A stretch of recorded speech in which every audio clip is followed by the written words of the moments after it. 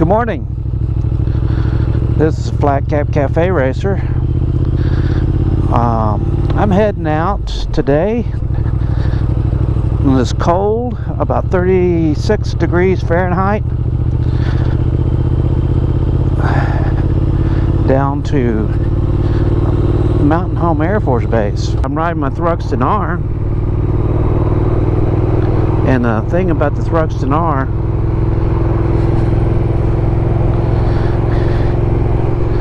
is it does pretty doggone good, especially when I got it geared at higher speeds. It's pretty easy to ride.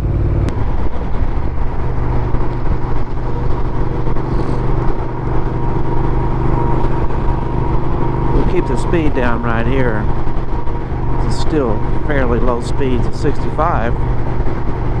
Or if you're in Wales, that would be like ticket time, wouldn't it? Do they still have those, 20 or 30 mile an hour speed limits all over the country? Oh, I'm glad I did keep the speed down. That's a Polizei.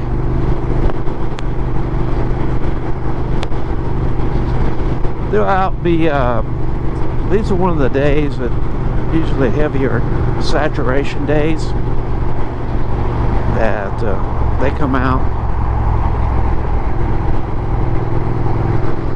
and make sure people aren't going crazy, and that's probably a good idea.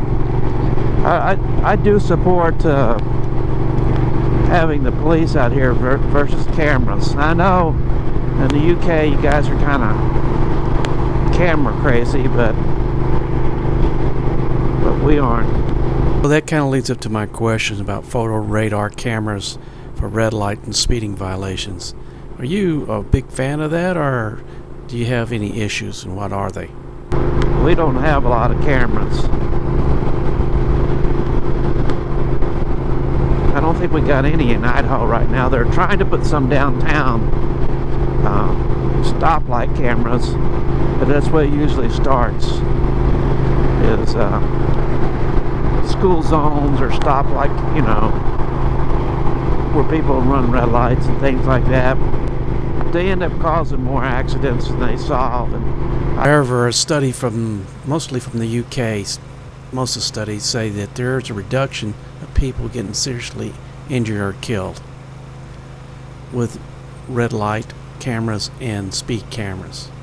However, they do show a slight increase in rear-end collisions due to sudden braking when driver sees a camera at a red light. I haven't been any place in the United States that had cameras that didn't want to or try and get rid of them later on.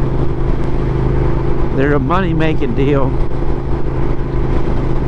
and once the politicians get a little taste of the money, they those $200 or $300, $400 tickets, and they pay out a little bit, then they get hooked on it. They buy more and more cameras. I'm pretty sure soon their cameras are everywhere. But one thing, the good thing about the United States is somehow those cameras seem to get broken a lot. I don't know. I don't know what happens. It's in Arizona, and people would just quit paying, would not, they get the ticket in the mail, and they wouldn't, they just let it go. And as long as you don't acknowledge the receipt of the ticket, then they go about 30 days, I think it's 30 days. And after 30 days, it's just gone. So people so they would send ticket servers to the door. And people didn't answer the door to get the ticket. They just never were served, and they disappeared. So enough people quit doing that so they just stopped issuing the tickets out.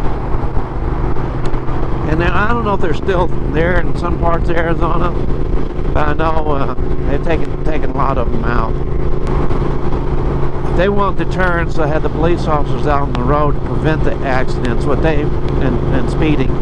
What they want is the money from the fines, the revenue. So they'll get you. They really want you to stop. They'll have the police officers out there to slow you down.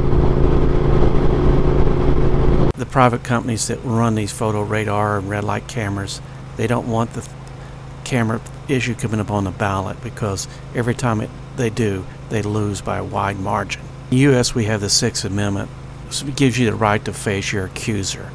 However, most jurisdictions, that doesn't happen with a camera. They figure if they can tell who you are in the photo, then you have faced your accuser. And a lot of people, that just doesn't set right. That's it for me today. This is Flat Cap Cafe Racer. Please give me your comments on this subject, and please like and subscribe. Thank you very much. Bye. Join me and my friends at Flat Cap Cafe Racer for riding and racing. Please subscribe.